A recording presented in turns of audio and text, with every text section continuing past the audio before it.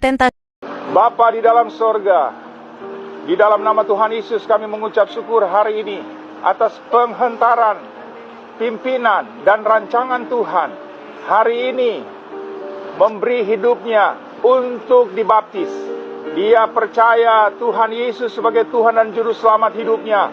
Dan hari ini dia memberi hidupnya dibaptis. Haleluya, haleluya. Saya membaptis engkau di dalam nama Bapa, Putra dan Roh Kudus, yaitu di dalam nama Tuhan Yesus Kristus. Haleluya, haleluya, haleluya, haleluya. Terima kasih Bapa di sorga. Bapa di dalam sorga. Assalamualaikum warahmatullahi wabarakatuh. Berjumpa lagi dengan HMC News ya, channel Kota Berita yang menyajikan informasi seputar dunia debat lintas agama secara tepat, cepat, akurat, dan terpercaya. Para Polycardus tidak henti-hentinya membuat konten-konten dan berita bohong untuk menutup derita mereka, menutup kesedihan mereka melihat banyak sekali orang-orang yang sudah tersadarkan, orang-orang yang mulai belajar tentang Islam dan menemukan hidayah. Jadi segala cara selalu mereka lakukan. Dan ini sudah dari dulu teman-teman. Sudah dari dulu cara-cara curang hanya ya dilakukan oleh Polycardus ini. Dan baru-baru ini kita tahu banyak sekali tokoh masyarakat influence yang memutuskan mualaf, dan ini membuat Edis dipertanyakan. Polycardus diserang, dicecar. Apa kontribusi mereka? Apa yang sudah mereka lakukan demi kekristenan dalam diskusi ini?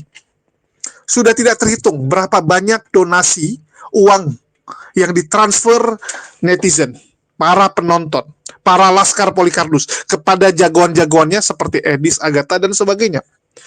Tetapi belum ada satupun teman-teman, belum ada satupun orang yang berhasil Edis murtadkan.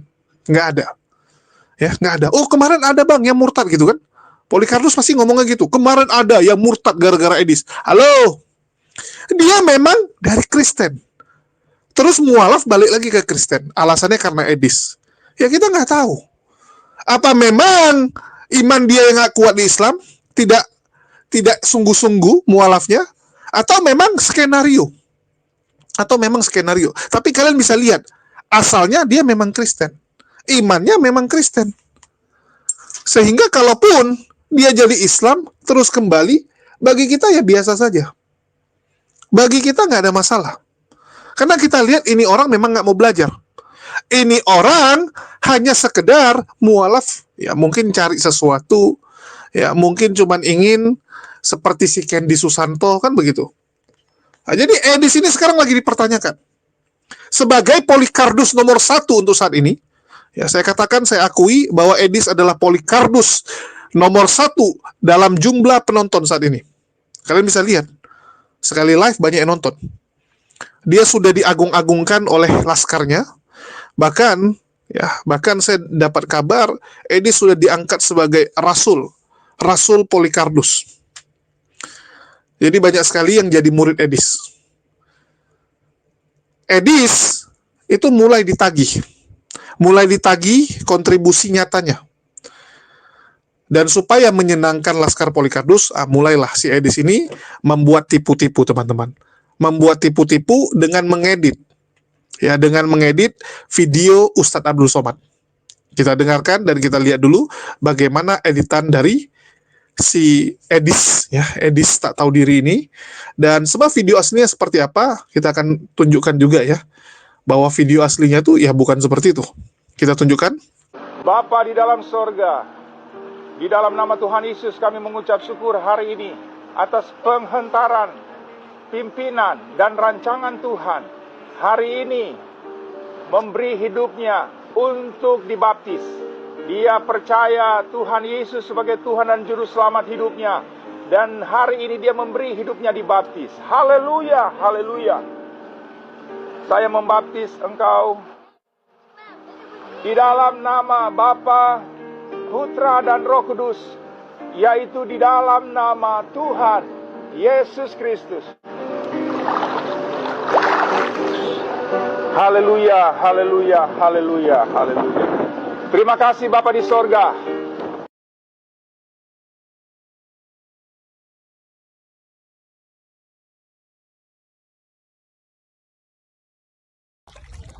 يا خير مولود بمكة قد أتى يا خير مولود بمكة قد أتى ذلت لهيبتي جميع خصومه يا خير مولود يا نبينا يا خير مولود يا نبينا يا خير مولود يا نبينا يا خير مولود يا نبينا يا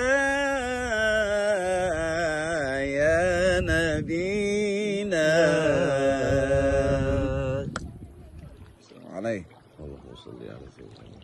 Ngeri ya teman-teman.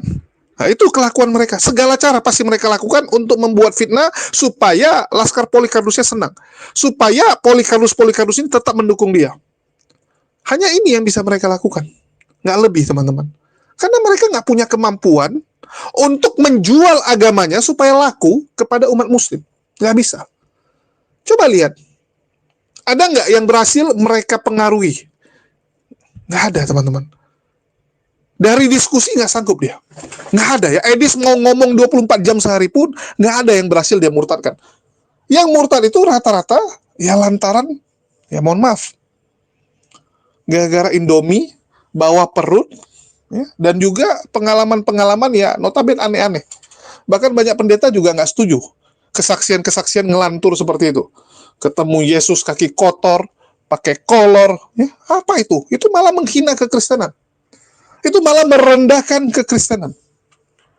Tapi bagi Laskar Polycarpus, ya nggak apa-apa. Yang penting ada yang murtad. Daripada setiap hari harus menonton orang-orang yang mualaf. Daripada setiap hari harus sakit hati melihat banyak sekali orang-orang, tokoh-tokoh masyarakat dari pihak Kristen yang akhirnya mualaf. Coba lihat tahunnya, sudah berapa banyak.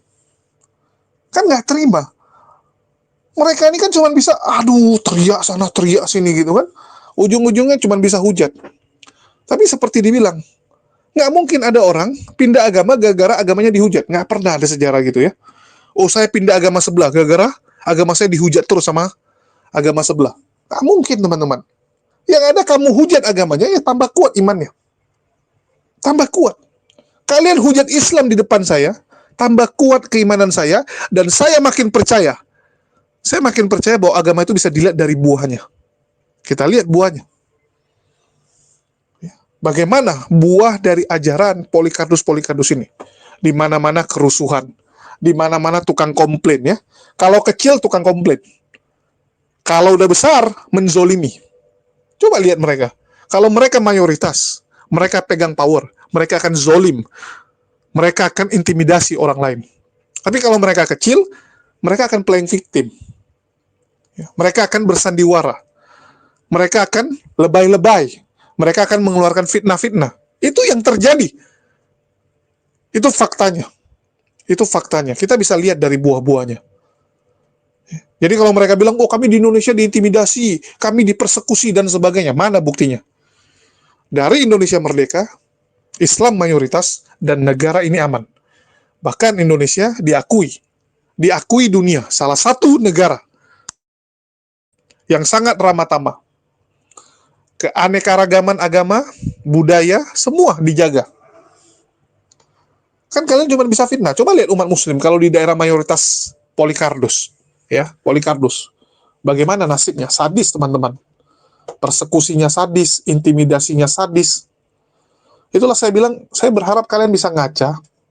Dan bagi teman-teman Kristen, hentikan ini semua. Jangan lagi mendukung para Polycarpus. Mereka bukan sedang memperbaiki nama Kristen. Mereka bukan sedang membawa Kristen ke arah lebih baik. Tapi merekalah yang merusak. Merekalah yang membuat nama Kristen di Indonesia tambah hari tambah rusak. Merekalah yang membuat umat muslim memandang negatif agama Kristen.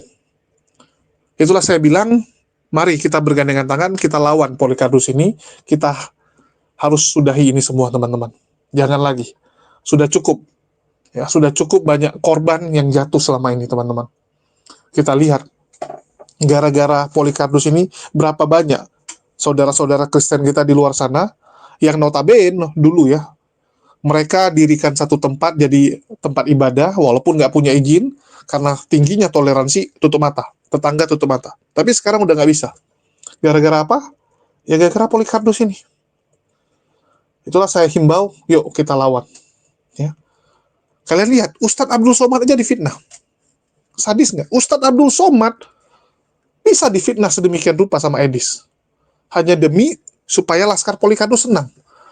Saya nggak tahu apakah sebegitu bodohnya para penonton Edis sehingga kalian percaya dengan yang seperti ini. Saya nggak tahu ya, apa sebegitu bodohnya. Atau Edis juga nanti akan beralasan, saya dapat dari orang, saya pikir benaran, saya post. Begitu tahu bukan, begitu tahu itu cuma berita hoax, dia hapus. Ya, karena sekarang di tempat dia sudah dihapus, teman-teman. Tapi alhamdulillah sudah kita simpan. Ya, menjadi masih ada buktinya. Masih ada jejak digitalnya. Dia pasti akan alasan seperti itu. Saya cuma korban tipuan. Halo. Kita sebagai pemilik channel, sudah seharusnya setiap ada berita kita sortir. Setiap ada berita kita cek dulu kebenarannya. Ini benar nggak? Jangan asal main telan. Jangan asal, yang penting jadi konten. Yang penting rame yang nonton. Yang penting viral. Yang penting banyak viewers. Kamu lagi ngejar apa gitu? Kita ini konten agama, coy. Konten agama tentu saja tujuan kita, yang pertama, ya, memperbaiki akhlak. Yang kedua, mencerdaskan anak bangsa. Jangan samakan dengan konten yang aneh-aneh di luar. Jangan. Kalau kamu mau kejar rame, ya udah kamu bikin aja tuh konten yang aneh-aneh tuh. Ya, makan paku kayak atau apa sih Edis ini kan? Itulah saya bilang bagi teman-teman, saya berharap ya kalian buka mata kalian, jangan mau ditipuin oleh orang-orang seperti ini. Itu harapan saya. Mungkin itu aja berita kali ini. Makasih nih buat teman-teman semua yang udah nyimak dan mendukung channel ini. Makasih buat semuanya. Di akhir kata saya ucapkan wassalamualaikum warahmatullahi wabarakatuh. Sampai jumpa di lain kesempatan.